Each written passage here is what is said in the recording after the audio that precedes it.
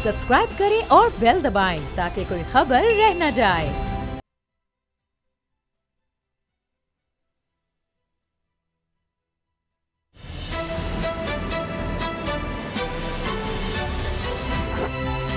अब पता चला।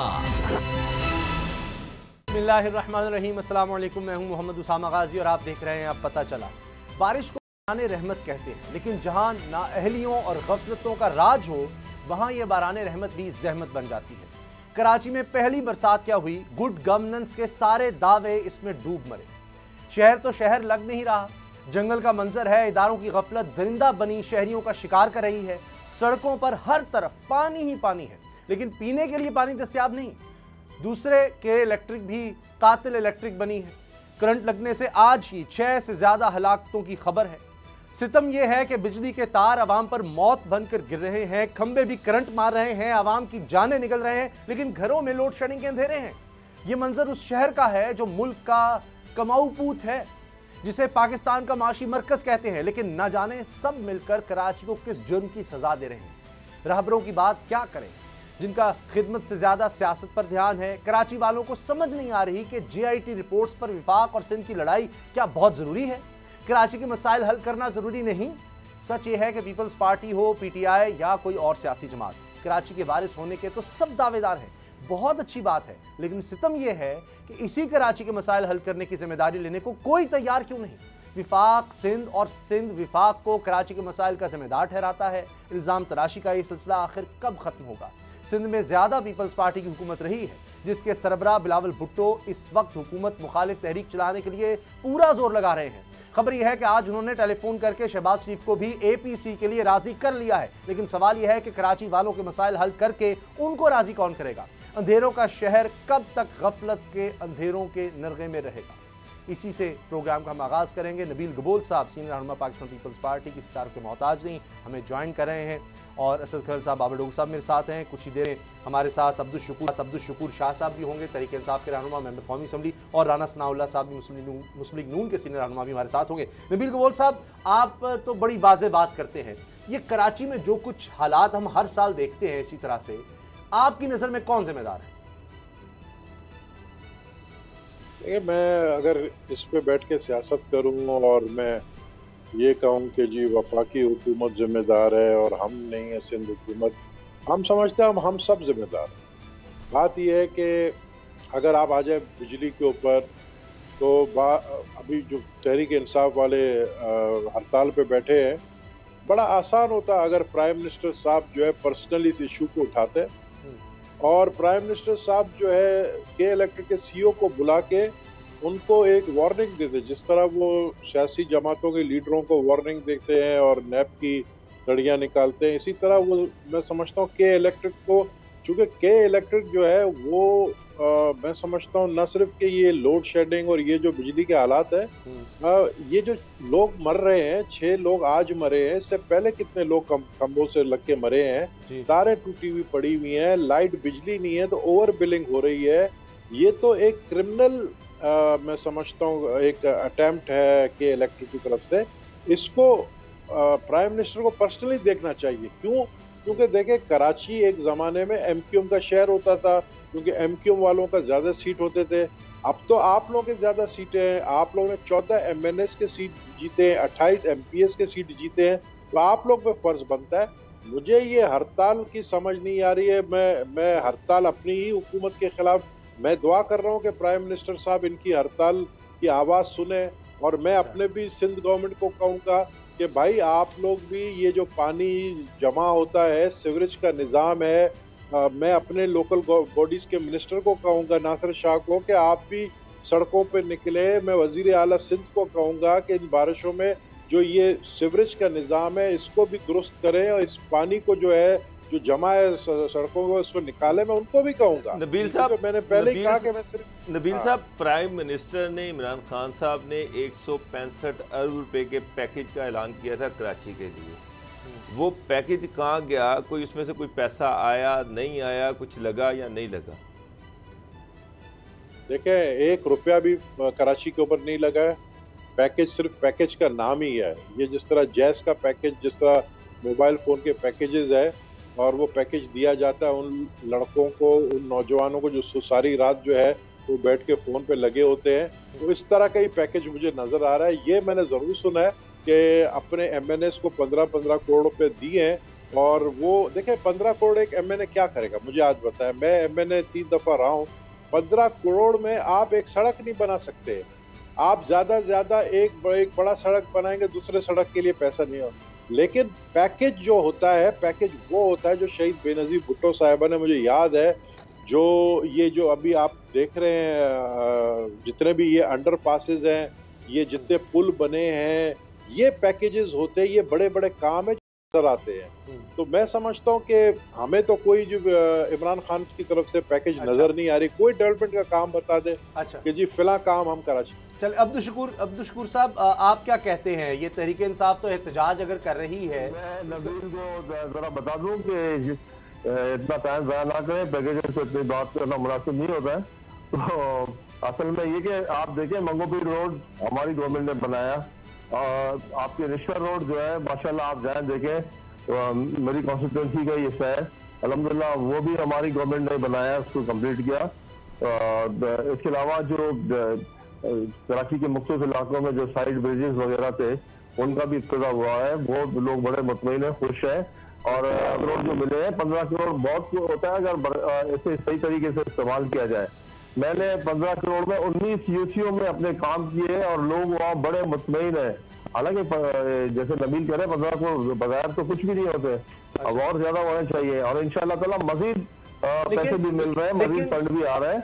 लेकिन अब्दुल शकूर साहब, अभी लोग डूब रहे हैं, 2 साल सड़कें डूबी हैं। अभी तो हमें 2 साल पूरे नहीं हुए, हमें 5 साल पूरे होने दें, उसके बाद हमसे हिसाब में तो अच्छा लगेगा। जिन पार्टियों ने 40-40 साल 50-50 साल हुकूमतें की है, वो अगर हमसे ये कहे कि आप कुछ नहीं किया, यार ये अच्छा नहीं लगता। लेकिन अब्दुल शकूर साहब, 6 लोग मर गए एक दिन में अगर ये करंट से, तो फिर तो लोग इंतजार नहीं कर सकते 5 साल पूरे होने का। ये हर साल पानी इस तरह खड़ा हो जाता है। देखिए के इलेक्ट्रिक जो है ना, के इलेक्ट्रिक उसामा, के इलेक्ट्रिक जो है, हेलो जी मैं सुन रहा हूँ, हम सब सुन रहे हैं आपको। जी के इलेक्ट्रिक जो है ना, जिन लोगों ने प्राइवेटाइज किया, उन्होंने इस मुल्क के साथ जुल्म किया, उसकी करप्शन की जो बड़ी बड़ी दास्तानें हुई हैं, उनमें से जो निष्कारी हुई है, मैं कहता हूँ उस पर दोबारा एक जीआईटी बनाएंगे। जो इदारे प्राइवेटाइज किए गए, जो इदारे, उन सब इदारों में दोबारा छानबीन की जाए। ये प्रॉफिटेबल जो इदारे थे वो औने पौने दामों फरोख्त किए गए। इस मुल्क के साथ एक जाति ये भी हुई है, ये भी करप्शन की एक मिसाल है। इस पर भी बात करनी चाहिए, इसमें भी सोचना चाहिए। कराची इलेक्ट्रिक सप्लाई कॉर्पोरेशन जो उसके कई सैकड़ों मजदूरों को वहां से निकाल दिया गया, अपनी मर्जी के लोग रखते हैं, अपने टर्म्स एंड कंडीशन पे रखते हैं, और अपने टर्म्स एंड कंडीशन पे बिजली दे रहे हैं, और मोनोपोली है, मोनोपोली खत्म करनी पड़ेगी। देखिए नबील साहब एक मिनट। मेयर कराची कहते हैं कि मेरे पास अख्तियार नहीं है, सिंध गवर्नमेंट कहती है कि हमारे पास फंड्स नहीं है, फेडरल गवर्नमेंट फंड दे। फेडरल गवर्नमेंट ने फंड्स का ऐलान तो किया, लेकिन अभी तक फंड्स नहीं दिए। ये सब 15 करोड़ पे MNAs को दिया है। 15 करोड़ से जो फी MNA तो कराची के मसाइल हल होने वाले नहीं है।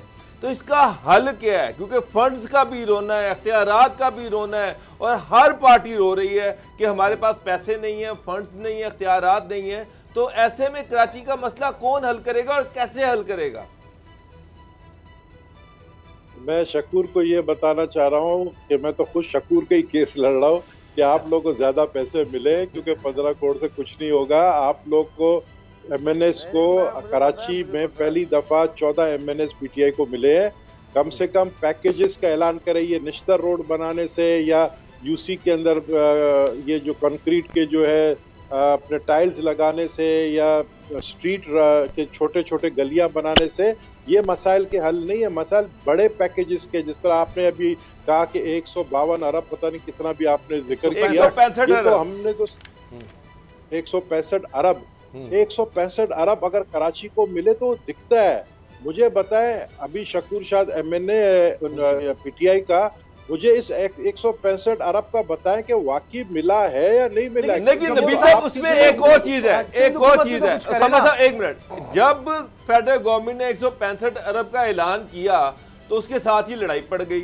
MQM कहती थी वो हम खर्च करेंगे, सिंध गवर्नमेंट कहती थी वो हमारे जरिए खर्च होने चाहिए, और फेडरल गवर्नमेंट ये चाह रही थी कि हम डायरेक्ट खुद खर्च करें, ये दूसरों को इन्वॉल्व ना करें। अब इस अनाउंसमेंट पे लड़ाइयां पड़ गई, तो ये भी तो साथ मसाइल चल रहे हैं ना कि खर्च कौन करेगा। वो देखे भाई, वो खुद करे। नहीं, मैं इसमें वजाहत करूं, मैं एक वजाहत करता हूँ, मैं वजाहत करता हूँ। नबील एक मिनट, जो है बात ये कि ये जो प्रोजेक्ट मैंने कहा है मंगोपीर रोड हो गया या नश्तर रोड वगैरह, तो ये भी उसी जो फंड का ऐलान किया गया था उसी फंड का हिस्सा है। और बाकी जो ब्रिजेस वगैरह जो 2 महीने पहले वो भी उसी फंड के SIDCL के जरिए जो काम हो रहे हैं। और 2 अरब रुपए अभी रिसेंटली मिले हैं, जो अभी इंशाल्लाह 10-15 दिन के अंदर वो मैच्योर हो रहे हैं। अच्छा जी, नबील साहब आप कुछ कह रहे थे, लेकिन मुझे ये बताइए कि ठीक है विफाक की हम बात करें, लेकिन पीपल्स पार्टी खुद भी तो करे ना, ओन करे कराची को। अभी मैंने पढ़ा कि जी वज़ीर आला साहब ने कहा है फंड्स हमने जारी कर दिए हैं तमाम डिस्ट्रिक्ट्स में कि जी ये सफाई की जाए। अब वक्त है सफाई का, ये तो कम से कम कोई चंद हफ्ते पहले होनी चाहिए थी। मुझे नहीं पता आज वज़ीर आला साहब ने ये बात बोली है नहीं बोली है, लेकिन बिल्कुल मैंने शुरुआत में आपको मैंने बोली कि मैं इस इश्यूज पे सियासत नहीं करूंगा। मैं नहीं कहूंगा वफाकी हुकूमत ने ये नहीं किया है, हमने ये नहीं किया। मैंने तो दोनों चीजें आपको पे बताई। वफाकी हुकूमत जिम्मेदार है वापदा का, के इलेक्ट्रिक का, और सूबाई हुकूमत जिम्मेदार है सीवरेज का, पानी का देना चाहिए। मैं समझता हूँ कि दोनों को काम करना चाहिए। लियारी के अंदर बहुत से इलाकों में पानी नहीं है इस गर्मी में, तो वो भी मैंने सिंध गवर्नमेंट को कहा है कि भाई आप पानी प्रोवाइड कम से कम सिंध गवर्नमेंट की जिम्मेदारी करें। सीवरेज का निजाम है वो करें। मैं तो कह रहा हूँ आपको, ये इस सीजन में कोई भी मिनिस्टर या वजीर आला, ये जो बारिश हुई है कल परसों, इसमें कोई रोड पे नजर नहीं आया। तो मैं चाहता हूँ ये आए रोड पे, और ये जो सीवरेज के पानी भरे हुए अभी तक खड़े हुए पानी, उनकी जिम्मेदारी तो सिंध गवर्नमेंट की है। लेकिन मैं सवाल ये करता हूँ हमारे PTI MNA और MPS से कि भाई ये जो के इलेक्ट्रिक के बाहर आप बैठे हैं, इससे बेहतर ये नहीं होता कि प्राइम मिनिस्टर बुलाते CEO को के इलेक्ट्रिक के और उसको एक वार्निंग देते कि भाई ये अपने जो ओवर बिलिंग का मसला है, लोड शेडिंग का, ये 1 हफ्ते में हल करो, वरना आप प्राइवेटाइज जिस गवर्नमेंट ने की है गलत किया है, लेकिन आप वापस दोबारा लेना इसको। अगर आप प्राइवेटाइज आप किया है तो उसको कैंसिल भी कर सकते हैं। बिल्कुल ठीक। अच्छा GIT पर भी हमने बात करनी है। अच्छा गबोल साहब, इंटरनेशनल मुआहदे होते हैं, छूट दी थी कि भाई आपके मुकाबले में कोई कंपनी नहीं रह जाएगी। हम तो चिल्ला रहे हैं, हम तो कराची के हुकूक के लिए चिल्ला रहे हैं। मैंने तो कौमी असेंबली के अंदर भी कहा था कि अगर हमारे मिनिस्टर भी अगर कैपेबल नहीं है तो उसको भी हटाया जाए। लेकिन ये कि असल चीज ये कि सिंध गवर्नमेंट की जो जिम्मेदारी है, वाटर एंड सीवरेज बोर्ड की जो आप बात कर रहे हो, अगर लियारी के इससे जो पानी जो है ना वो उसको सप्लाई नहीं होता है, तो ये वाटर एंड सीवरेज बोर्ड तो सिंध गवर्नमेंट का है ना। अच्छा तो बोल रहा हूँ ना जी मैं। अच्छा गबोल साहब, अब मामला ये है कि ये जो बारिश है, मानसून सीजन है, ये हर साल आता है, वार्निंग्स आती हैं, और ये महकमा बल्दियात, शहरी हुकूमत, उसका काम जिम्मेदारी या बुनियादी के नालों की सफाई हो ताकि ये जो पानी जमा ना हो सके। हर साल हम ये सुनते हैं, वार्निंग भी आती है, लेकिन उसके बाद पानी खड़ा हो जाता है। तो फिर क्या वजह, नाहली इसको कहें हम या बेहिसी कहें, क्या कहें सिंध हुकूमत की या शहरी हुकूमत की? हर शहरी के, और खास तौर पे ये कहा गया है कि शहरी हुकूमत की जानब से 35 अरब का कोई खर्चा भी हुआ है। वो किधर 35 अरब? इसका जवाब आपसे लेंगे, लेकिन मैं चाह रहा हूं पहले एक रिपोर्ट दिखा दें कराची के मौजूदा हालात पर, आपको भी और लोगों को भी। देखिए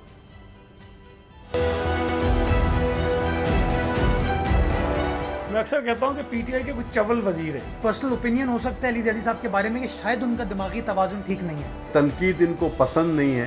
पीने के लिए नायाब और सड़कों पर बद इंतजामी का सैलाब, पानी में डूबी सड़कों पर ट्रैफिक जाम का अजाब, बिजली की टूटी तारें और मौत बांटते खंबे, घर में लोड शेडिंग के अंधेरे और बाहर मौत के डेरे।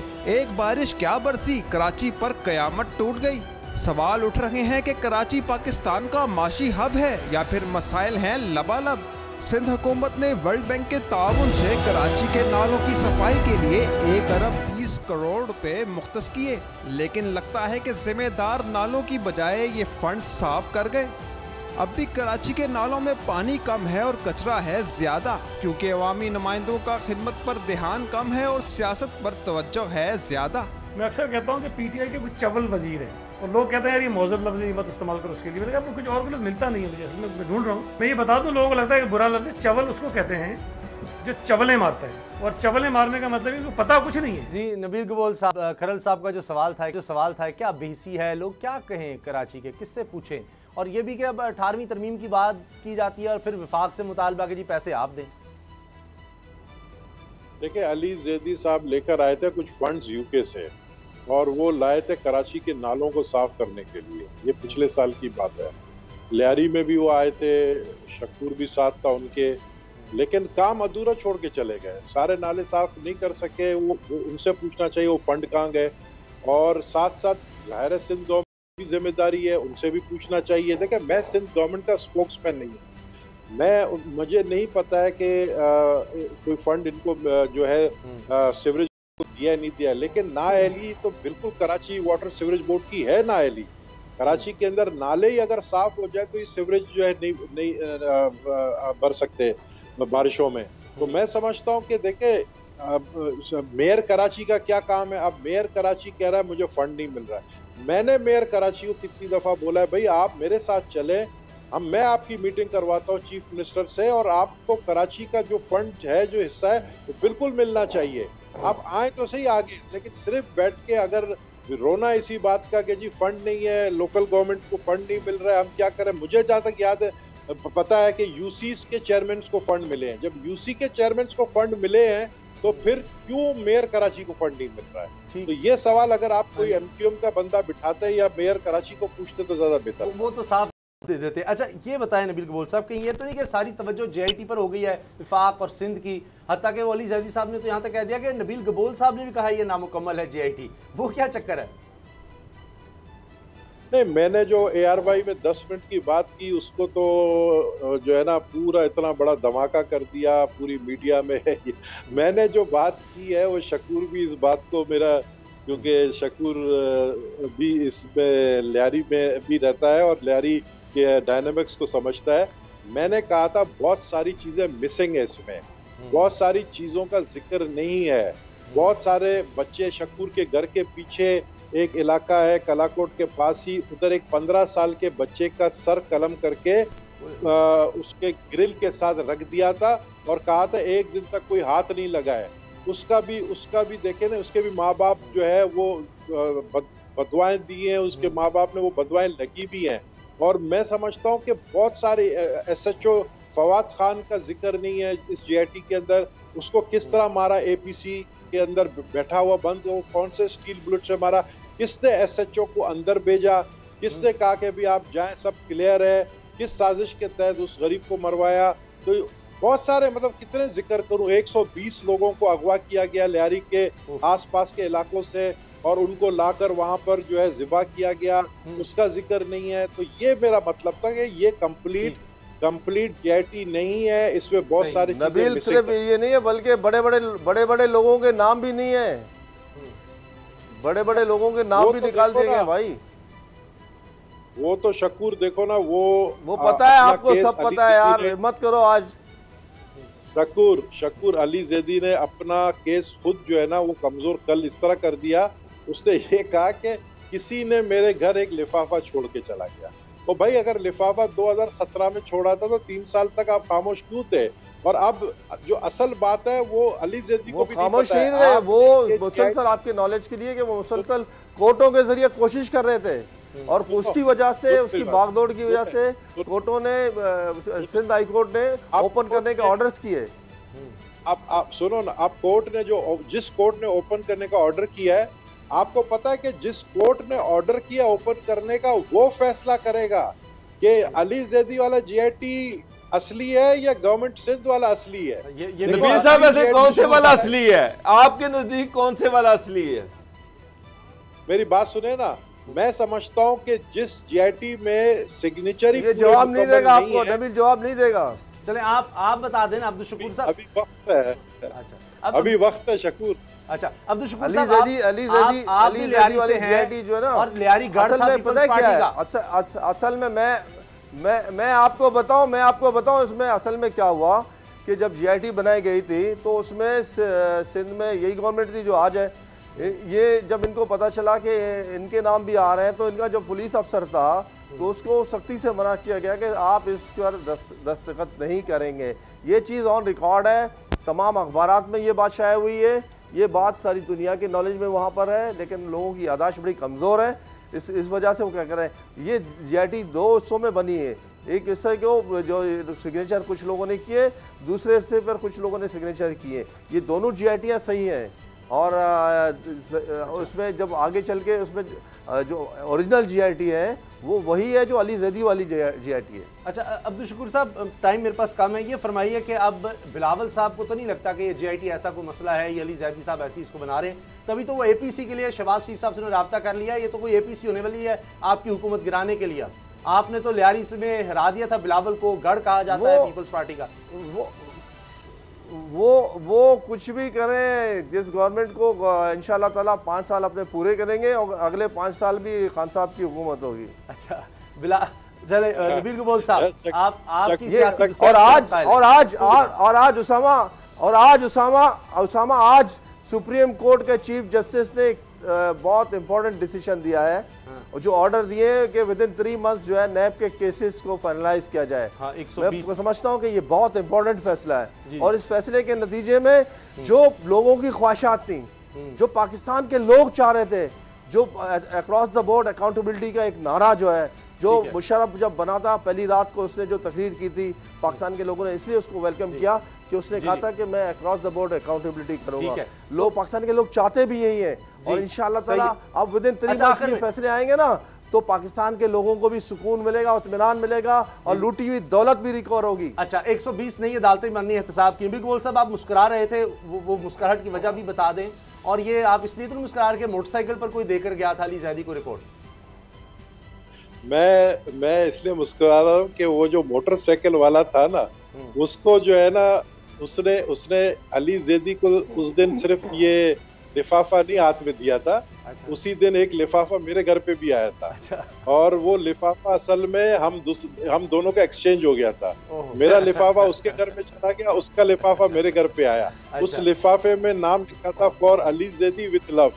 अच्छा ठीक है, बहुत बहुत शुक्रिया नबील कबूल साहब, अब्दुल शकूर शाह साहब, आप दोनों का बहुत शुक्रिया। ब्रेक लेते हैं, और ब्रेक के बाद बात करेंगे एक अहम केस के हवाले से भी, और साथ ही कि ये कि कुलभूषण के केस का क्या बनेगा। ब्रेक के बाद बात करेंगे।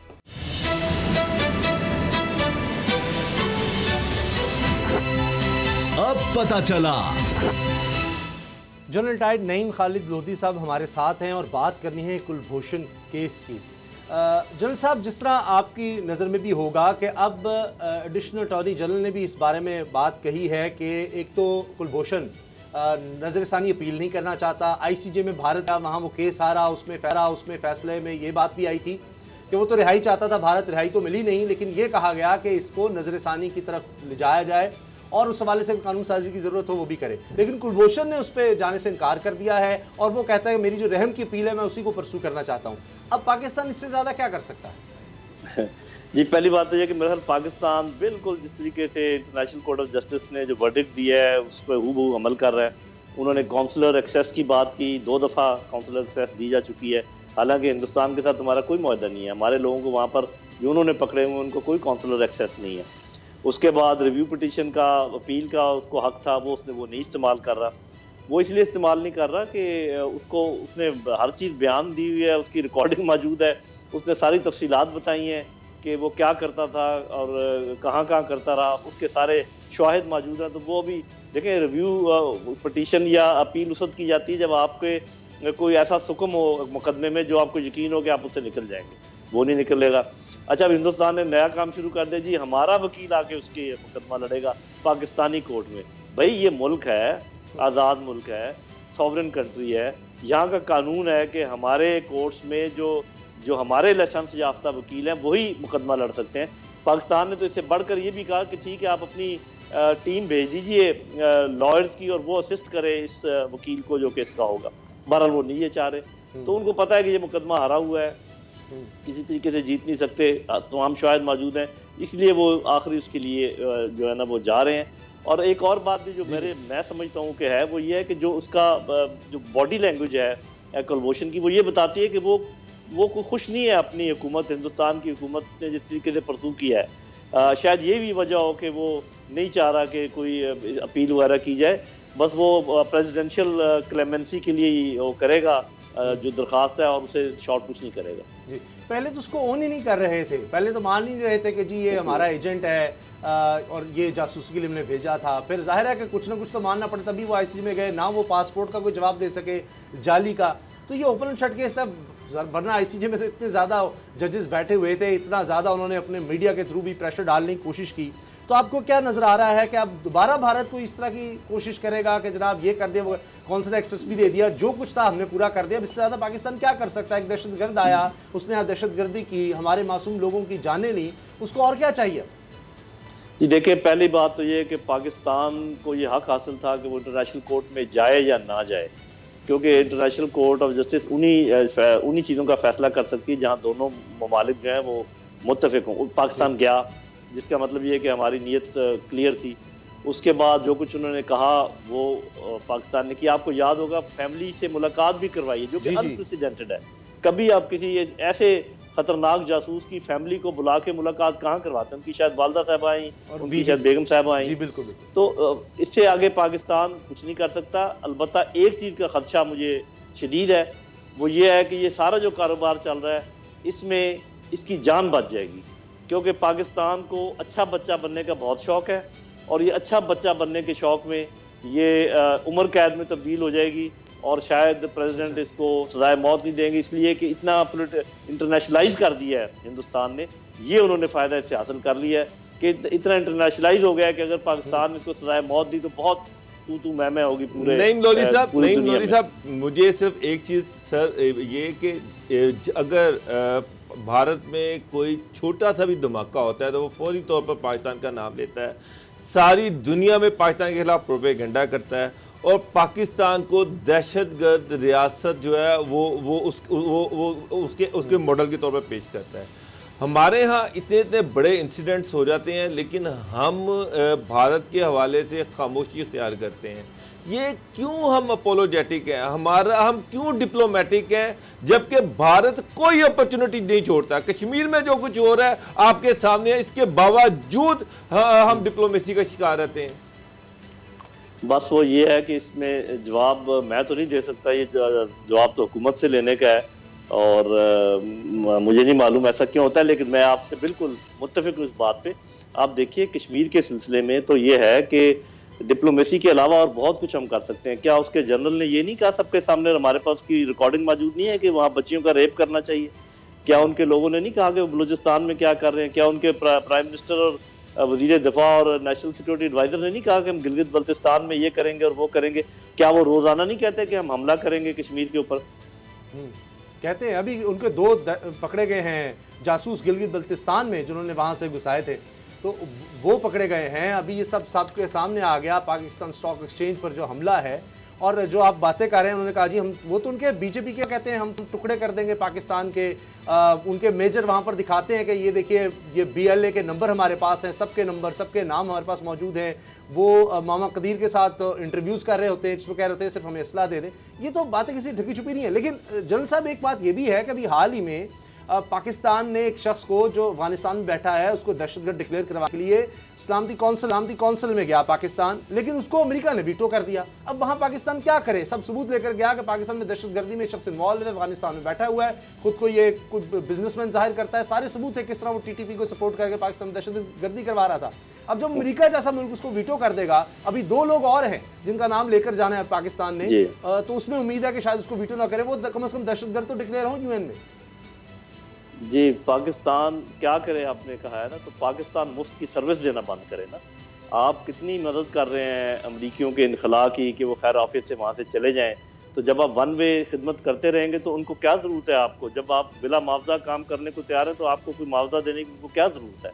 तो भाई ठीक है, हमारे हक में भी है जो अमन है अफगानिस्तान का, लेकिन हमने उनकी बहुत खिदमत की और आज तक नहीं पूछा कि आपने कश्मीरियों के ऊपर जुल्म और सितम जो ढा रहा है भारत, उसको क्यों नहीं बंद करवा सके? वहाँ पर ह्यूमन राइट्स के लोगों को क्यों नहीं भेज सके? वहाँ पे UN के मुबसरों क्यों नहीं भेज सके? और जिन लोगों को हम कहते हैं कि आप इनको दहशतगर्द करार दें, वो क्यों नहीं देते? एक बात रह गई थी, मैं दोबारा करना चाहता हूँ, वो कनेक्शन कट गया था कि मैं कह रहा था कि क्यों दुनिया गौर नहीं करती और क्यों दुनिया का ज़मीर नहीं जागता। बाकी बातें तो आपको मालूम है कि दुनिया का ज़मीर का ताल्लुक अपने इंटरेस्ट से सबसे। एक और बहुत बड़ी बात है, जब दो एटमी ताकतें आमने सामने हों और दोनों तरफ से एग्रेशन हो तो फिर दुनिया भागी भागी आती है। जैसे भी चाइना के सिलसिले में वो बड़े परेशान हुए थे। जब एक तरफ अग्रेसिव हो और दूसरी तरफ डिफेंसिव हो फिर दुनिया को कोई फिक्र नहीं होती, फिर वो आराम, उनको पता है कि यहाँ कुछ नहीं होने वाला, क्योंकि एक तरफ अग्रेशन है और दूसरी तरफ कहते हैं जी हम अपना दिफा करेंगे। तो बस फिर मैंने आपको बता दिया राज की बात कि दुनिया का ज़मीर क्यों नहीं जागता। बिल्कुल सही। अच्छा जनरल साहब ये भी बताएं कि जिस तरह हमने देखा कश्मीर में अब जो लहर है आज़ादी की, वो बड़ी कोशिशों के बाद वजूद दब नहीं रही। बुरहान वानी की शहादत के बाद ये बिल्कुल एक नया जज्बा नज़र आया। अब 4 साल हो गए हैं उस नौजवान की शहादत को, लेकिन उसके बाद भारत ने ये किया कि वो जो इनका जसद खाकी होता है, इनकी मैयत, वो भी हवाले नहीं करते इन शहदा की, और उनको ले जाकर पता नहीं कहाँ फेंक क्या करते हैं। तो ये बुरहान वानी का फिनोमेना क्या, ये इसको दबा सकते हैं इस तरह से भारतीय फौज ये कर सकती है? क्योंकि जहाँ फौज का सामना होता है, अब चाहे पाकिस्तानी फौज हो चाहे चाइनीज फौज हो, वहाँ तो बिल्कुल और इनका रंग होता है, लेकिन मजलूमों पर वहाँ पर ये बड़े बहादुर नजर आते हैं। जैसे इस दफ़ा मेरा ख्याल उनकी ये बहादुरी भी काम नहीं आएगी। उसकी वजह यह है कि पहले आपने देखा होगा, इससे पहले भी वहाँ पर तहरीकें उठती रही हैं, लेकिन उसमें ऐसा होता था कि कुछ ना कुछ लोग या कांग्रेस के साथ होते थे, मैं लीडरशिप की बात कर रहा हूँ, कश्मीरी लीडरशिप, और कुछ बीजेपी के साथ भी होते थे उन्होंने। इस दफ़ा 100% जो कश्मीरी लीडरशिप है, चाहे वो जो भी हैं, जो बीजेपी के साथ थे, जो कोलिशन पार्टनर वो भी, और जो कांग्रेस के साथ थे वो भी, सब के सब मुतरफ़र हैं भारत के रवैये से, और सब ने ये कह दिया कि कायदे आज़म सच्चे थे, उनका अंदाज़ा बिल्कुल दुरुस्त था। तो इस वक्त 100% जो मुस्लिम पॉपुलेशन है, और शायद दूसरी पॉपुलेशन भी काफ़ी सारी जिसमें बुद्धिस्ट शामिल होंगे ऑक्यूपाइड कश्मीर में, वो अब आज़ादी के लिए जंग लड़ रहे हैं, और ये अभी उसको दबाया नहीं जा सकता। देखें, ये खुद कह रहे थे कि ये लोग 250 से 400 के दरमियान है जो रजिस्ट कर रहे हैं, ये उनका वो कहना है। फिर वो ये कह रहे थे कि जी ये लोग बाहर से आते हैं। पहली बात तो ये कि जो लोग वहाँ दफनाए जाते हैं उनके वालिदैन साथ होते हैं, उनके बहन भाई साथ होते हैं, तो बाहर से आने वाली बात तो यहीं पे ख़त्म होगी। और दूसरी बात ये कि अगर 9 लाख फौज, चलो उसमें से अगर आधी सरहद पे लगाई हुई है, आधी भी उधर है, 4 लाख ही समझ लें, तो वो अगर 400 बंदों को काबू नहीं कर पा रही, और पिछला 1 साल 1.5 साल हो गया, तो इसे आप अंदाज़ा लगा लें कि उनके हालात क्या हैं। इस वक्त इतना मोराल डाउन है हिंदुस्तानी फ़ौज का, चीन के साथ मार खाने के बाद, और जो कुछ इनके साथ हो रहा है, खुदकुशियाँ हो रही हैं, अपने ऑफिसर्स को मार रहे हैं, और हम इंतज़ार कर रहे हैं और घबराए हुए हैं कि कहीं फॉल्स फ्लैग ऑपरेशन ना हो जाए, कहीं हमारे ऊपर हमला ना कर दें।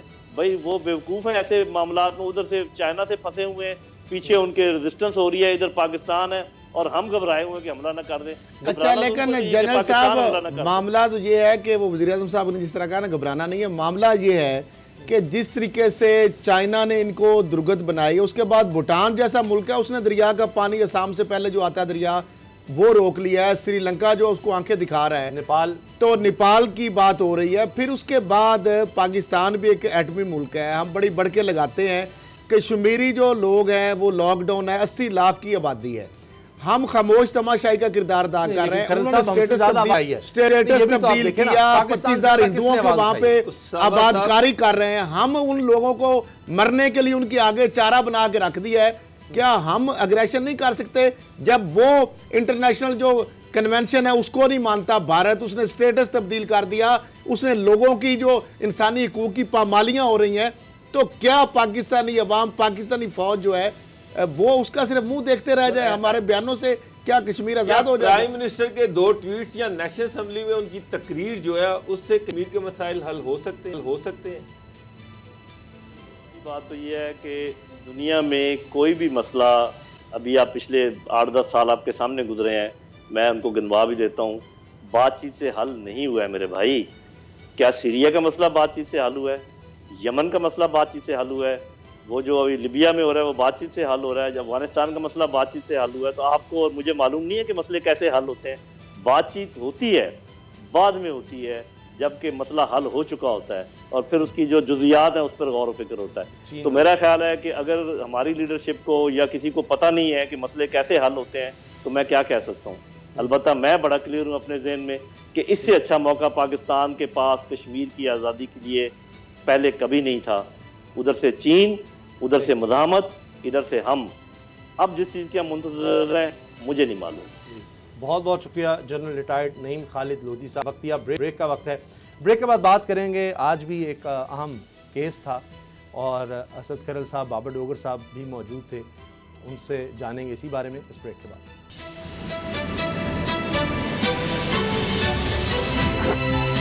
अब पता चला। मीर शकील की तरफ से जमानत की दरखास्त दायर की गई थी जो रद्द हो गई। क्या हुआ, क्या दलाइल दिए गए, असद खरल साहब से जानते। खरल साहब, क्या हुआ इस केस में? ये तो जमानत की दरखास्त थी और ऐसे लग रहा था कि पता नहीं कितना दबाव डाल देंगे ये अदालतों पर, लेकिन वहाँ तो जी बिल्कुल, आज भी बड़े बड़े नामी गिरामी वकला आए हुए थे। अमजद परवेज साहब थे, आजम नज़ीर तारड़ साहब थे और बहुत सारे वकील सीनियर वहाँ पे मौजूद थे जो अमजद परवेज साहब की इवन के मामनत कर रहे थे। और दूसरी तरफ सैयद फैसल रज़ा बुखारी साहब थे जो स्पेशल प्रोसिक्यूटर नैब हैं। लेकिन कल की बहुत डिटेल से बहस थी। अमजद परवेज साहब ने बहुत सारे फैक्ट्स रखे सामने अदालत के। आज भी तकरीबन 2.5 घंटे की समाअत इस केस की में से अगर देखा जाए तो 2 घंटे से ज़ायद जो है अमजद परवेज साहब ने लिए। अदालत ने कल भी उनको पेशेंस से सुना, आज भी पूरी पेशेंस से सुना, लेकिन उन्होंने इधर उधर की वो कहते हैं ना कि बड़ी प्रेसिडेंट दिए, अदालती फैसले, बड़ी बड़ी उन्होंने एग्जांपल्स दी। सुप्रीम कोर्ट की जजमेंट, सिंध हाई कोर्ट की जजमेंट, लाहौर हाई कोर्ट की जजमेंट, इवन के ऑनरेबल जो बेंच है जो सरबराही कर रहे थे जस्टिस सरदार अहमद नईम साहब, उनकी भी जजमेंट बेल के हवाले से नैब के केस में जो हवाला दिया। मरियम नवाज साहब के केस का हवाला दिया, बार बार आ रहा था। लेकिन सरकारी अराजी जो हथियाई गई, जो सड़कें थी, वो तो मामला ये है कि उसामा साहब 14 करोड़ रुपया, उसके बारे में कोई जवाब नहीं। नैब ने जो छोटा सा केस सैयद फैसल रज़ा बुखारी साहब ने 15-20 मिनट के अंदर जो आर्गूमेंट की वो बड़ी लॉजिकल थी, अच्छा बड़ी ज़बरदस्त थी। और जो बात वो कर रहे थे वो बेस्ड ऑन फैक्ट्स थी, वो इधर उधर की बात नहीं कर रहे थे, स्पेसिफिक बात थी। और इसी वजह से जो ही उनकी बहस खत्म हुई है उसके बावजूद बाद में फिर अमजद परवेज साहब बोले हैं। अच्छा। तो उसके बाद जज साहब सिर्फ एक फिक्रा कह के उठ गए हैं कि पिटीशन इज डिसमिस्ड। मामला यह है कि उन्होंने बताया कि किस तरीके से मुलजम मीर शकील रहमान मिलता है DGLDA को, मेट एंड डिजायर मिलता है और ख्वाहिश का इजहार करता है। अच्छा। कि जनाब ये मुझे दे दिया जाए।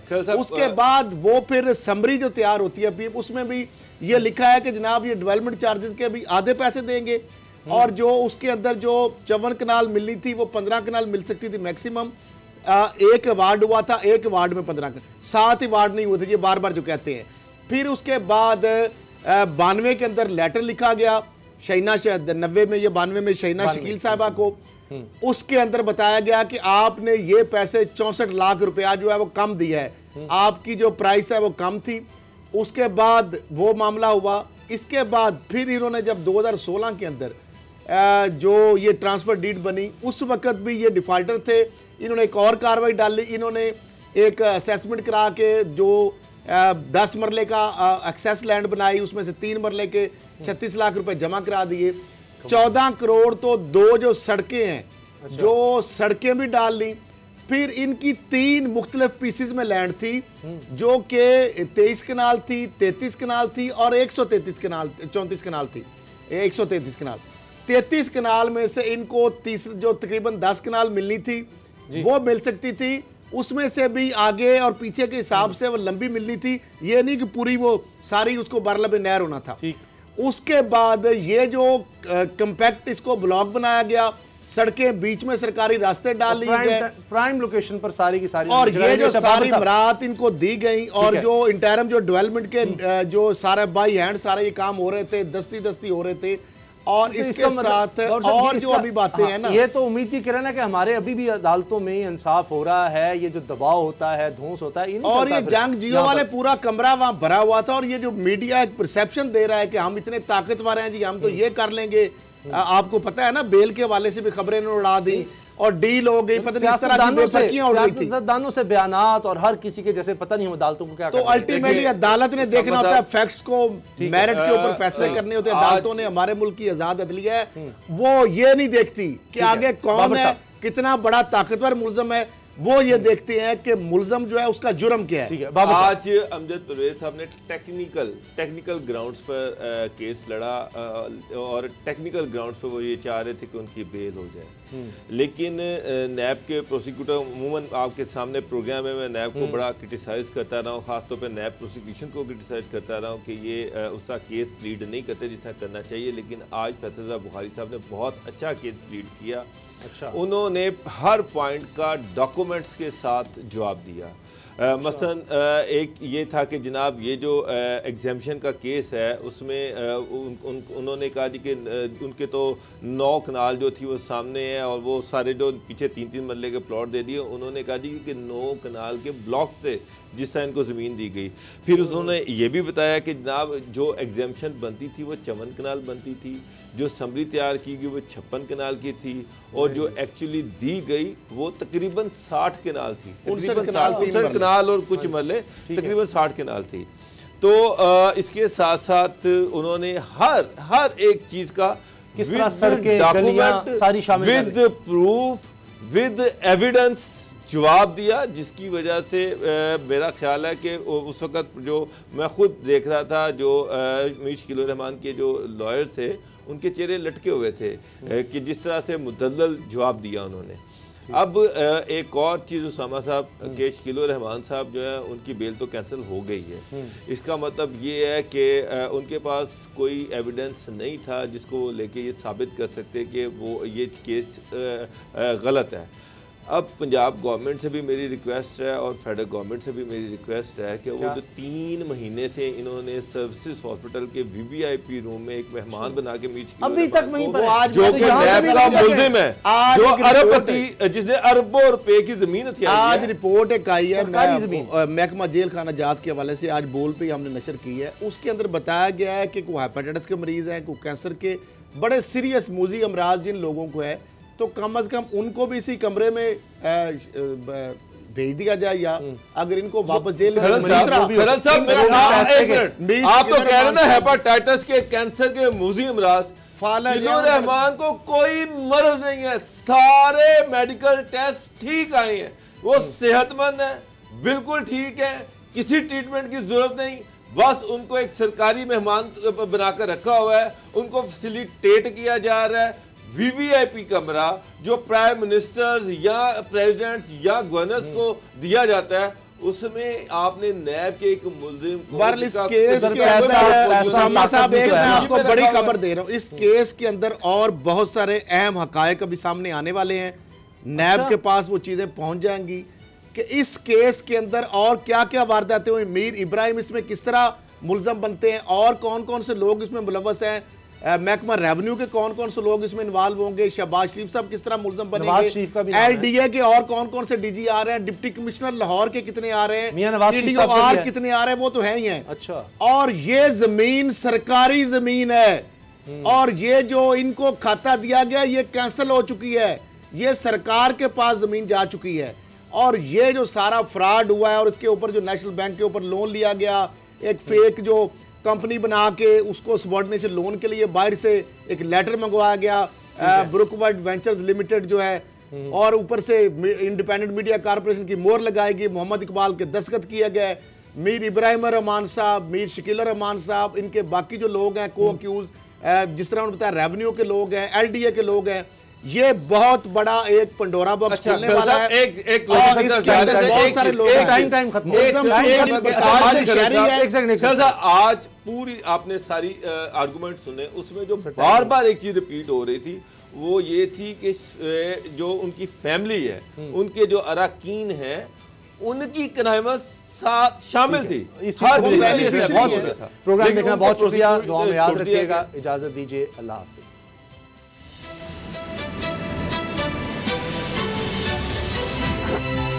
अब पता चला। सब्सक्राइब करें और बेल दबाएं ताकि कोई खबर रह न जाए।